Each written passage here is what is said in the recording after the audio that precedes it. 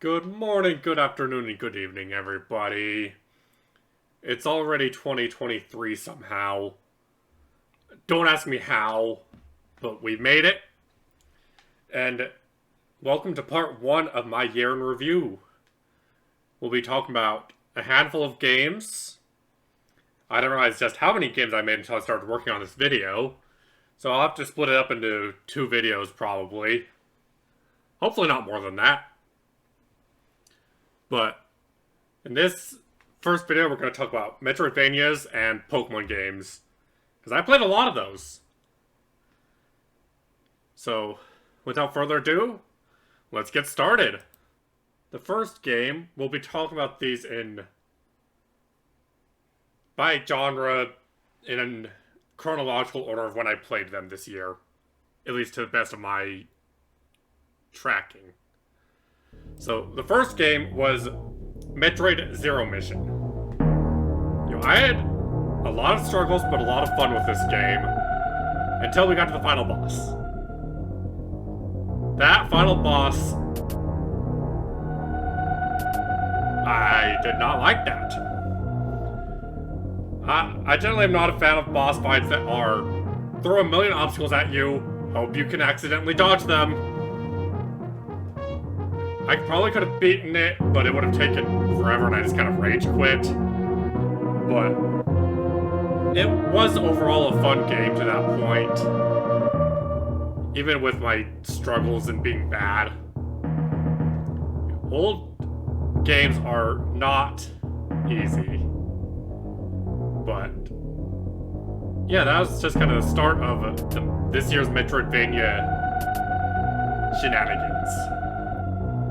The next game I want to talk about is one I actually did not play on stream. It was one I played in my own time, but it's Bloodstained, Ritual of the Night. This game, I'd heard a lot about over the past couple of years, but I had so much fun with this game. Just an absolute blast. There is this slight issue of the RNG with some of the drops. 1% drop rates are never the greatest thing in the world. But I did 100% it on my Steam page. If I can remember, I'll plop that in the video. If I can figure out how to do that anyway. But the story was pretty interesting.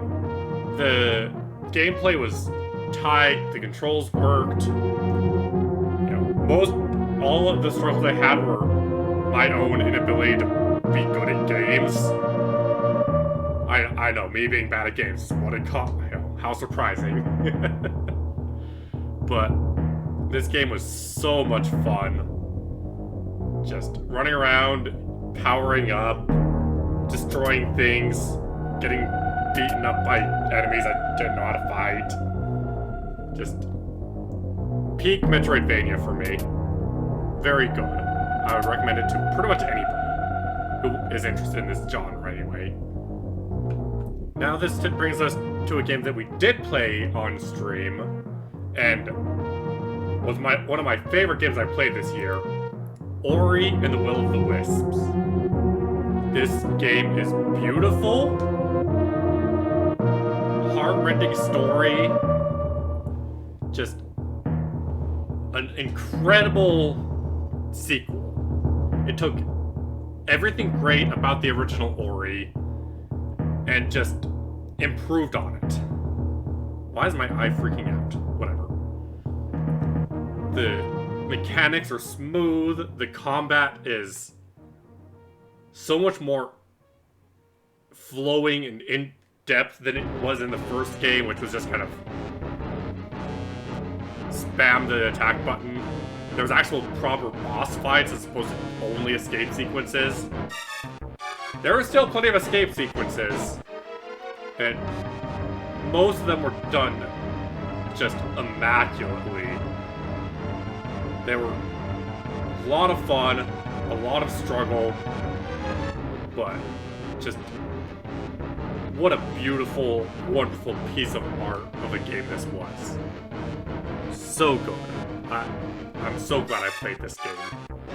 here we have a game which I had not expected to play this year, but I'm very glad I did. And that's Touhou Luna Nights.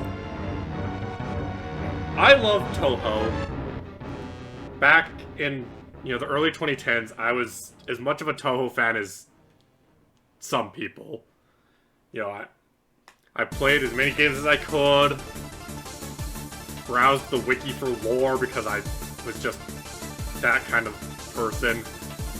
I just really enjoyed it. So when I found out there was a Touhou Metroidvania, I just had to give it a try. This game is hard. It kicked my butt. However, we beat it. I completed the game. I beat Flandre. It was so satisfying. I'm not normally big on difficult games because I just don't tend to enjoy the struggle like some people do. But this game, I knew almost every death was my own fault. I knew how I could get better, and I did. If you go back and watch, you can see how much I struggled early and how I improved enough to be able to beat that final boss. And it's one of the most satisfying experiences I've had this year in gaming. Highly recommend it to anyone who wants a Metroidvania with a bit of a challenge. If you want something a bit less painful to play, go with some of the other options here. But it's a brilliant combination of two things I truly enjoy. The last Metroidvania for this year was the most recent series that I did. And I think the first series I did purely in video form after various issues. And that's Super Metroid. This game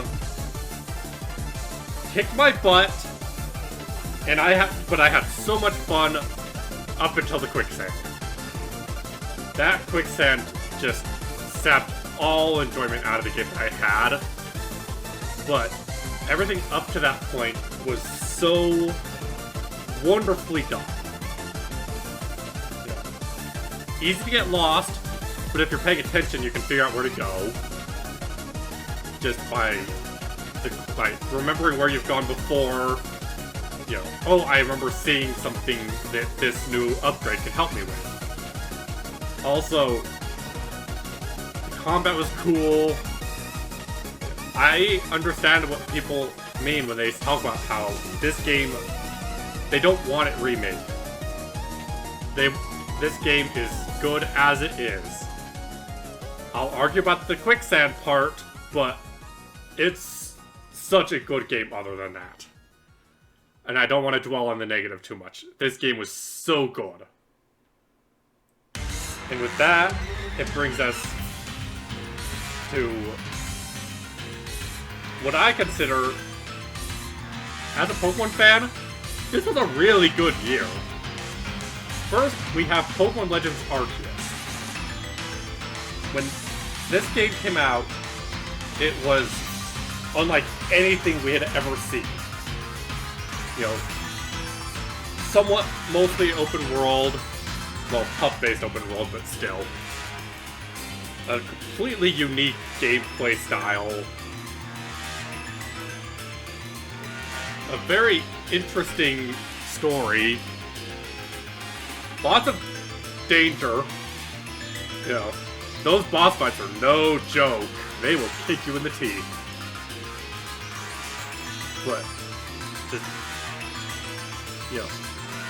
when these, this was the best Pokemon game in a long time, maybe ever. It was so good, so fun. My main complaint being that, while I appreciate what they tried to do with the battle system, it was really annoying dealing with figuring out how the speed worked. Because sometimes you have a Pokemon that was way faster, but they would move twice in a row because I don't know. I don't understand how the combat worked. Same with how you had a level 100, they were level 45 and they would still nearly one-shot you. But the game, shiny hunting was... I did so much shiny hunting in this game. Hold on, let me swap to my shiny model. This game was brilliant for the shinies. So much fun to just run around, hear that sparkle, have a heart attack. Oh, I loved it so much. Eventually I'm going to go back and do some more hunting in it, but I've been busy with other projects. But this game, definitely one of my games of the year. So good. So much fun. Next we have Pokemon Blue. With the incoming of Generation 9 with Scarlet and Violet, I decided to revisit the older generations. And while the, Red and Blue may not have aged the most gracefully, there's some jank. Stuff like Wrap, the physical special, well, the double special being defense and attack. But the bugs everywhere. But this game is so charming. It's just a generally good time. It was a fun journey and a fun playthrough as I gradually lost my mind. We all had fun with that, right? I sure did. After Blue, we played through Crystal. Crystal was a great follow-up to, well, Gold and Silver. Gen 2 was a great follow-up to Gen 1. Fixed a lot of issues, especially, they were far less broken. They added the Steel and Dark types, with Steel actually being my favorite type. Yes, surprisingly it's not Dragon, but I love Dragons too. But this game was such a journey. There's a lot going on outside of the stream. I was having issues with various technical-ish things, but we made it work. This game was quite memorable. It was around this time when I started doing my little shiny art streams. Or actually, it might have been during Blue, but it was around, one of these two games. We did them back to back. But they were very fun. I love my teams from these games. Last but certainly not least, we have Pokemon Violet. Everything I said about Legend of Arceus, I bring over to this game. Yeah, these games have bugs. Not the great, they're not the most optimized games in the world, but holy crap, they are fun. I had such a blast playing through this game. The exploration, the freedom to do things, even if the levels weren't scaled, you could do things in pretty much whatever order you wanted. You could... The new Pokemon are, for the most part, phenomenal. Not everyone's a winner, not every... every gen has its stinkers, but... This game was so much fun. I just enjoyed it from start to end. The story is easily the best story Pokemon has ever had.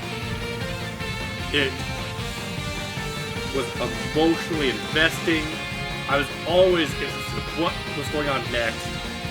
The gym leaders have so much character and personality, and those little pictures you get after each badge, whether it's from the Titans, Team Star, gyms, they just scream character, and these games are beautiful. Shiny hunting as something I love to do. While I do wish they kept the sound, shiny hunting is still very fun. And there's nothing quite like when you get assaulted by a random shiny. Like, I've shown in previous videos, the shiny Veluza that snuck up on me. The shiny, what do you call it? The shiny Satotl that I almost missed, but it chased me down. Another shiny that's part of a different video that I'm still working on. It also attacked me from behind. And the shiny hunting is so... it feels so nice. I love shiny Pokemon. They make me happy. But that is it for part 1, where we, I talked about my game. And yes, I would say this might be my favorite game I played this year. Pokemon Violet. It's hard for me to pick, but this game was so much fun. Just everything about it was fun. I will see you next time for part 2. And thank you all for watching, and for an amazing 2022. I will see you next time. Orin, bye-bye.